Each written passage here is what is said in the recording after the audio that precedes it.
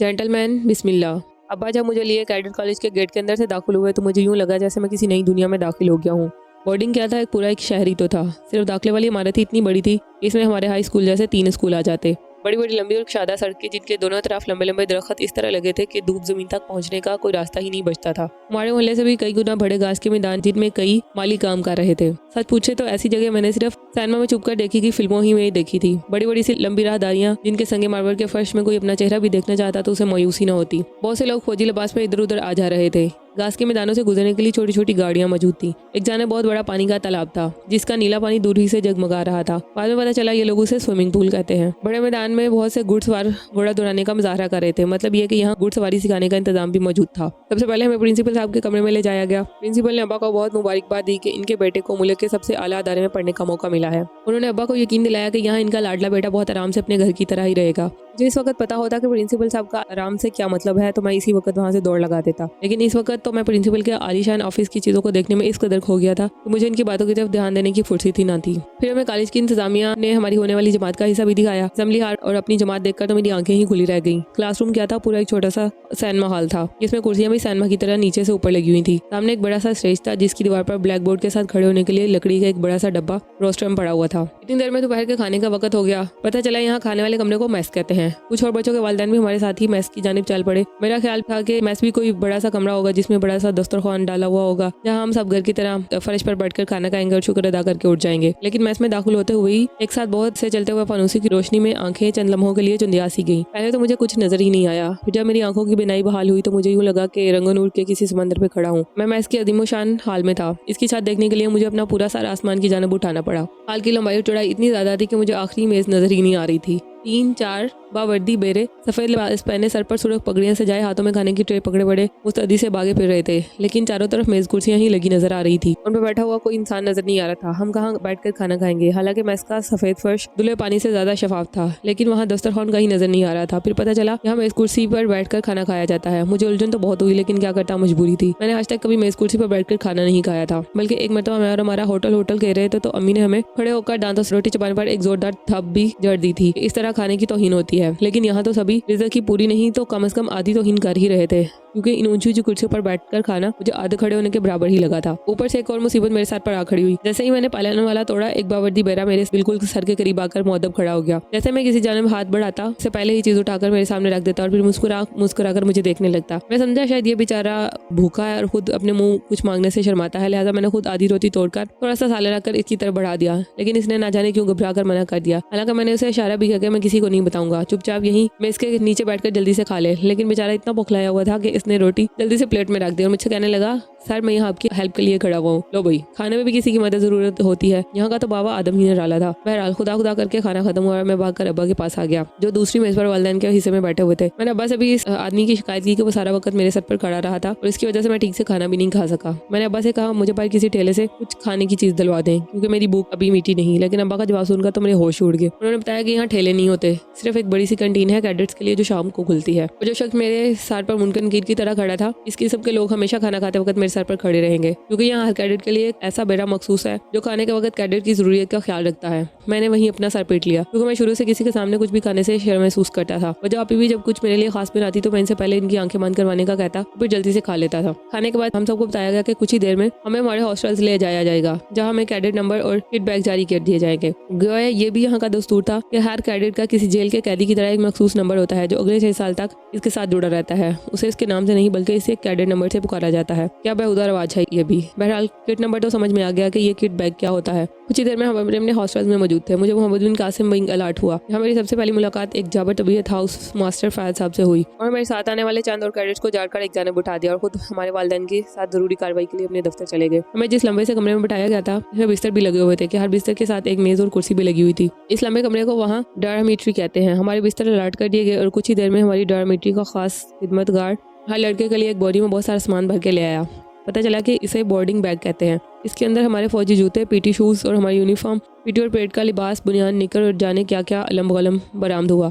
पता चला कि अभी मजीद चीज़ें मिलेंगी, जिसमें शाम को बाहर जाने का लिबास, रात की परेड का लिबास और सोने के लिबास भी शामिल होंगे। मेरी तो ये सुनकर जान ही निकल गई। यहाँ सुबह उठने के लिए रात को सोने के वक्त तक तकरीबन 8 लिबास बदलने पड़ते थे। कैडेट कॉलेज में हुआ गोया किसी दर्जी की दुकान हो गया। वहाँ घर में तो हम मुश्किल स्कूल की वर्दी में ही मम्मी के लाख मिनटों में तब्दील करते थे, वो भी तब अगर जी मानता, वरना अगले दिन स्कूल जाने के लिए इसी वर्दी में रहते थे। यहाँ की सबसे बड़ी बुरी बात यह थी कि यहाँ पर अपने सारे जूते खुद ही पॉलिश करने पड़ते थे। मैंने आज तक कभी अपने जूते पॉलिश नहीं किए थे। घर में तो अम्मी मेरे जूते पॉलिश करती थी या फिर हमारा या बड़े भाइयों को डांट पीट कर मेरे जूते पॉलिश करवा देती थी। मैं साइड पकड़े अपने सामने पड़े काले सफेद जूतों के अंबार को देख रहा था। हमारा बैट्समैन जुमा खान था। उसने मैं ये बात बताकर मजीद डराया कि यहाँ ना सिर्फ अपने बल्कि सीनियर्स के भी बूट पॉलिश करने पड़ते हैं और ना करने पर ठीक ठाक सजा मिलती है। मेरे जहन में फौरन झमक्का आया और राजा की कही हुई बात याद आ गई कि यहाँ सजा के तौर पर सिर्फ निक्कर पहनाकर बाहर खड़ा कर देते हैं। मैंने जल्दी से किट बैग में से अपना सफेद निक्कर निकाल कर देखा, खासा ढीला डाला था। इसमें मैं तो क्या एक आधे और आदि आ सकते थे। भी पता चला कि यहाँ हर बच्चे को अपना बिस्तर खुद ही लगाना पड़ता है और उठाना पड़ता है। ये कैसी वाहियात जगह है। घर में तो सुबह उठकर एक लात मारकर अपनी रजाइया कमल को हवा में उछाल दिया और फिर अम्मी बेचारी सारा दिन मेरी बिखरी हुई चीजों को संभालती रह जाती थी। अब शाम डलने को थी।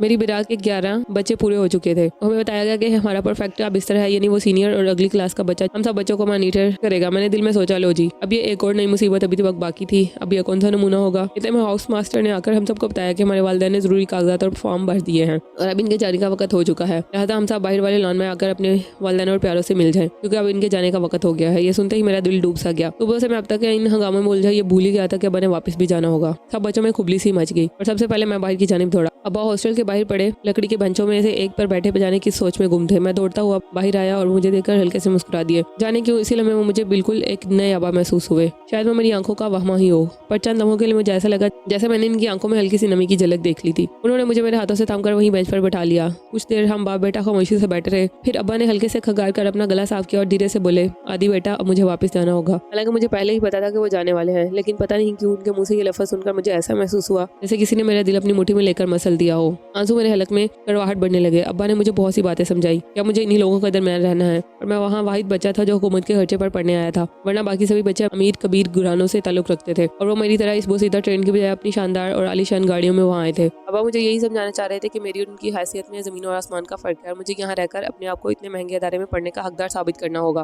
क्योंकि अगर मैं फेल हो गया तो हुकूमत मुझे घर वापस भिजवा देगी।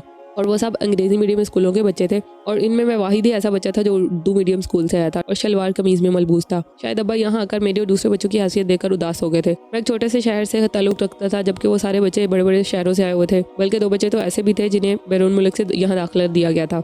कितनी ऐसी बातें इस रोज अब्बा ने जाते जाते मुझे समझाई, लेकिन मेरे जहन में तो इनकी रवानगी का ही अटका हुआ था। मैंने बड़ी मुश्किल से खुद पर काबू रखा। अब्बा आदमी तौर पर जाने के लिए खड़े हुए तो मेरी आंखें भीगने लगी। मैंने जल्दी से कफ से अपनी आंखें रगड़ ली ताकि अब्बा को मेरे आंसू नजर ना आ सके। अब्बा ने आखिरी बार मेरे सर पर हाथ फेरकर मुझे प्यार किया और जाने के लिए पलटे। इसी लम्हे मुझे महसूस हुआ कि खुद अब्बा भी अपनी आंखें मुझसे छुपा रहे हैं। मैंने आज तक इन्हें एक सख्त गिर बाप के रूप में ही देखा था और इनके घर में घुसते ही हम बच्चे अपनी आवाज़ें धीमी कर लिया करते थे, लेकिन इस रोज़ मुझे पता चला कि इनके अंदर कितना नरम दिल बाप सांस ले रहा है। हम बच्चे अपने वालिदैन और आसपास के लोगों को जानते जानते जान लेते हैं, पर अफसोस तब तक बहुत सारा वक्त गुजर चुका होता है। जाते जाते अब्बा ने हॉस्टल की नुक्कड़ पर रुककर मुझे पलट कर देखा और हाथ हिलाकर खुदाफिज कहा। यही वो लम्हा था जब मैं अपने सब्र का दामन हाथ से छोड़ बैठा और जैसे ही अब्बा हाथ हिलाकर ओझल हुए मैं बिलक बिलक कर रो पड़ा।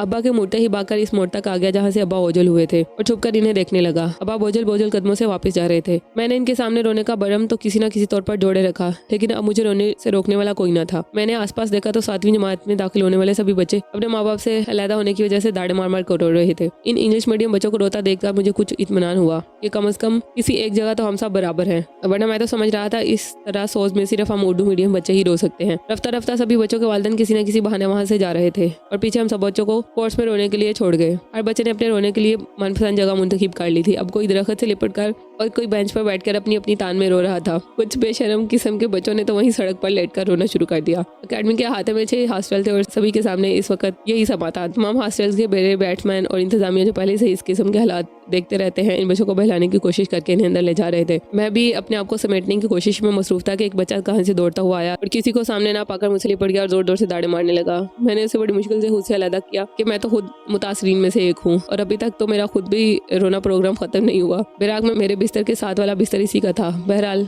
इस वक्त हम दोनों का दर्द मुश्तरका था। हमें हमेशा के लिए एक दूसरे के साथ एक ऐसे बंधन में बांध दिया गया कि आगे चलकर हमारे लाजवाल दोस्ती की सूरत में नमूदार होने वाला था। कुछ ही देर में रात भी हो गई। अब हमारे सीनियर्स भी आ चुके थे। हर हॉस्टल में 7वीं से लेकर 12वीं जमात तक के सभी कैडेट्स के लिए अलग-अलग डॉर्मेट्रियां मौजूद थी। 12वीं जमात के कैडेट्स के अलावा बाकी सभी जमातों के बैराक में एक सीनियर कैडेट बतौर परफेक्ट भी रहता था। मसलन 7वीं जमात के लिए 8वीं जमात का कैडेट, 8वीं जमात के लिए 9वीं जमात का कैडेट, 9वीं जमात के लिए 10वीं जमात का कैडेट बतौर इंचार्ज रहता था। हमारे इंचार्ज परफेक्ट का नाम इसरार था और वो 8वीं जमात का कैडेट था। इसने आते ही हम सब 11 बच्चों को एक लाइन में खड़ा करवा दिया और सबके नाम पूछे। कुछ देर ख्वाम खा कर रोप डालने की कोशिश की और हमें अकेडमी के रहनुमा असूल वगैरह बताए कि सीनियर्स को सर कहना है और सबका हुक्म मानना है। सुबह 4:30 बजे के करीब सीटी की आवाज़ के साथ ही उठना होगा और पीटी के लिए मैदान की तरफ दौड़ लगा देनी होगी। कोई बच्चा लेट नहीं होगा और ना ही सोता रहेगा वरना उसे सजा मिलेगी वगैरह वगैरह। हम सब बच्चे उकताए हुए से परफेक्ट की बातें सुन रहे थे। कुछ बच्चे अभी तक सूसू करके सुड़क रहे थे। इस वक्त अगर हम 11 बच्चों का बस चलता तो हम सब मिलकर इस परफेक्ट के बच्चे को ऐसा सबक सिखाते कि वो याद रखता। इतनी देर में रात के खाने की घंटी बची और हम सब बच्चों को कतार में खड़ा करके मैस की जानब चलने का हुक्म दे दिया गया। इस बार मैस का मंजर ही कुछ और था। तमाम मैस कैडेट से बड़ा हुआ था। हर जानब डिनर सूट्स में बलबूत सीनियर्स और जूनियर कैडेट्स अपनी अपनी कुर्सियों के पीछे आ खड़े हो गए थे। उस समय कुछ बच्चे अपनी कुर्सियों पर बैठ चुके थे। इनके परफेक्शन ने घूर कर खड़े होने का इशारा किया और हम हड़बड़ाकर वापस खड़े हो गए। पता यह चला कि अभी सबसे सीनियर कैडेट, जिन्हें वहाँ SU सीनियर अंडर ऑफिसर कहा जाता है, जो 12वीं जमात के कैडेट होते हैं, वो तशरीफ लाएंगे और बाकायदा खाने का ऐलान करेंगे। तब हम खाना शुरू कर सकेंगे। आखिरकार SU और सब तशरीफ लाए, जिनकी कुर्सी चंद और कुर्सियों के साथ हाल के दरमियान एक ऊंचे स्टेज पर लगी हुई थी। उन्होंने आकर मेज पर बड़ा माइक उठाया और जोर से कहा, जेंटलमैन बिस्मिल्लाह। पता नहीं इन जादुई अल्फाज में क्या ऐसा असर था कि सभी कैडेट्स फौरन कुर्सियां खींचकर बैठ गए और खाना शुरू हो गए। यह खाना मेरे लिए एक नया इम्तिहान था। इस पर छुरी कांटे, लकड़ी की पतली डंडियां, स्टिक, लंबी लंबी नालियां और जाने कौन कौन से औजार पड़े हुए थे। सभी कैडेट्स ने औजारों के साथ खाना खाना था। बाकी कैडेट्स तो बड़ी सहूलत से अपने लिए खाना निकालकर छुरी कांटे से खाने लगे, लेकिन मुझे तो इन सब चीज़ों का इस्तेमाल दूर दूर तक नहीं पता था। वहाँ अपने घर में तो हम सब जमीन पर बैठकर हाथ से खाना खाते थे और छुरी कांटे और देगर सामान को उलट पलट कर देख रहा था कि वही सीनियर कैडेट दोबारा खड़ा हुआ। उसने उठकर माइक पर आकर 2 लफ्ज़ कहे, जेंटलमैन अल्हम्दुलिल्लाह। और ये सुनते ही सभी कैडेट खड़े हुए। मैं बैठा रहा क्योंकि मैंने तो अभी खाना शुरू ही नहीं किया था। मेरे परफेक्ट ने मुझे घूर कर देखा। मुझे कुछ समझ नहीं आया ये जेंटलमैन कौन था जिसकी पहले बिस्मिल्लाह और फिर अल्हम्दुलिल्लाह हुई थी। मैं तो अभी भूखा ही था। जेंटलमैन को अगर जाना है तो चला जाए, पर ये लोग मुझे अपने साथ क्यों घसीटे लिए जा रहे हैं। मैं लाख चीखा कि मैंने तो अभी खाना शुरू ही नहीं किया, लेकिन इन जालमों ने एक भी नहीं सुनी और मुझे देकर कैडेट्स की तरह कतार में खड़े करके दोबारा हासिल की जानब भेज दिया गया। 1-2 घर से इतनी दूरी और फिर भूखे पेट की ये मुसीबत, गुस्से और बेबसी से मेरा बुरा हाल हो रहा था। वापसी पर परफेक्ट ने मुझे खूब झाड़ा कि जब जेंटलमैन अल्हम्दुलिल्लाह का ऐलान हो गया तो मैं क्यों बैठा रहा। मैंने गुस्से से परफेक्ट की तरफ देखा और चिल्लाया, जेंटलमैन की ऐसी की तैसी, अगर इसकी अल्हम्दुलिल्लाह हो गई थी तो इसमें मेरा क्या कसूर। मैंने तो अभी खाना शुरू भी नहीं किया था। मेरी बात सुनकर परफेक्ट गुस्से के बावजूद हंस पड़ा। तब इसने मुझे बताया कि मैं इन जेंटलमैनों में से एक हूँ और मैस में खाने के लिए सिर्फ 20 मिनट दिए जाते हैं। सब जेंटलमैन कैडेट्स को इन्हीं 20 मिनटों में खाना खाकर अल्हम्दुलिल्लाह सुनते ही उठ जाना लाजमी है। पहला दिन था इसलिए सीनियर कैडेट ने रायत बरती, लेकिन आइंदा अगर मैं अल्हम्दुलिल्लाह के बाद न खड़ा हुआ तो मुझे सजा भी मिल सकती है। मैंने दिल ही दिल में इनके इस बेहुदा निजाम पर लानत भेजी। अब मुझे किस मुसीबत में डाल गए थे। इनकी तो कोई कल भी सीधी ना थी। मैं अपने बिस्तर पर बैठा अपने बुरे दिनों को रो रहा था कि अचानक फिर वही तेज और मनूस सीटी की आवाज़ आई। तमाम सीनियर कैडेट्स में खुबली सी मच गई और सब बाहर की जाने भागे। पता चला कि अब सब कैडेट्स अपने अपने हॉस्टल में जमा होंगे और इनके रात होने से कबल आखिरी गिनती होगी, जिसे वहाँ नाइट फॉलन कहते हैं। तो बादल में हंसता हम छोटे कैडेट्स भी गिरते बट हॉस्टल की बाहर वाली सड़क पर खड़े हुए। हर हॉस्टल को अपना सीनियर कैडेट भी था जो जूनियर अंडर ऑफिसर कहा जाता है, वही सबकी गिनती करता था। सब कैडेट्स की किडनैपर पुकारे जाते और वो बावाज बुलंद अपनी हाजिरी में यह असर कह देता था। गिनती खत्म होने के बाद हमें वापस अंदर हाउस की जानिब धकेल दिया गया। हमें अपनी अपनी बैराक्स में जाने के हुक्मनामे दे दिए गए। ठीक रात 10:30 बजे सीटी की आवाज़ के साथ ही तमाम हाउस की बत्तियां बंद हो गई। हमारी बैराक में भी गुप अंधेरा हो गया। हम सब बच्चे अपने अपने बिस्तरों में खौफ के मारे सिकड़े सिमटे लेटे हुए थे। मेरी जिंदगी की पहली रात थी जो मैंने अपने घर वालों से हजारों मील दूर इस अनजान जगह पर अजनबी लोगों के दरमियान गुजार रहा था। इस रात मुझे अंधेरे से जितना डर महसूस हुआ था इतना पहले कभी महसूस नहीं हुआ था। हालांकि घर में मैं और भैया मिलकर अंधेरे में अमारा को खूब डराया करते थे और फिर जब अमारा डर से खौफ से चीखती मैं और भैया खूब जोर जोर से हंसते थे। लेकिन आज यहाँ तो खुद मेरा दिल इस अंधेरे से खौफ से धक धक कर रहा था। मैंने अपना सर अच्छी तरह कम्बल के अंदर छुपा लिया और ये महसूस करने की कोशिश करने लगा जैसे मैं अपने घर के बिस्तर पर ही मौजूद था, जहाँ आसपास अम्मी अब्बा वगैरह भी मेरी हिफाजत के लिए मौजूद थे। अभी इसी कोशिश में मुझे पूरी तरह कामयाबी नसीब नहीं हुई थी। अचानक मैं हल्की सी सूसू की आवाज़ से चौंका। मैंने घबराकर सर कम्बल से बाहर निकाला तो पता चला असफर मियाँ अपने पसंदीदा मशगले यानी आंसू बहाने में मसरूफ थे। असफर बिस्तर पर अपने घुटनों के दरमियान सर दिए बैठा रो रहा था। मैंने आहिस्ते आहिस्ते से पूछा क्या हुआ, सोते क्यों नहीं हो। असफर ने सर उठाया, मुझे बहुत डर लग रहा है, मेरी अम्मी को बुलवा दो। अब मैं ऐसे क्या बताता कि खुद मेरा भी खौफ के पारे बुरा हाल है। मेरे साथ वाले दूसरे बिस्तर पर फैसल का बिस्तर था। कुछ ही लम्हों बाद इसने भी आहिस्ते से कम्बल से सर बाहर निकाल दिया। इसके आंसू भी टपकने के लिए तैयार थे। तीसरे बिस्तर पर सिंधी वदेरे का बेटा मजीद था, फिर मोटा इश्तियाक और फिर लंबा खालिद, फिर उमर, नसाफ, अल्ताफ, जिनके बिस्तर हमारे सामने वाली कितारों में 6 बिस्तरों की सूरत में लगे हुए थे।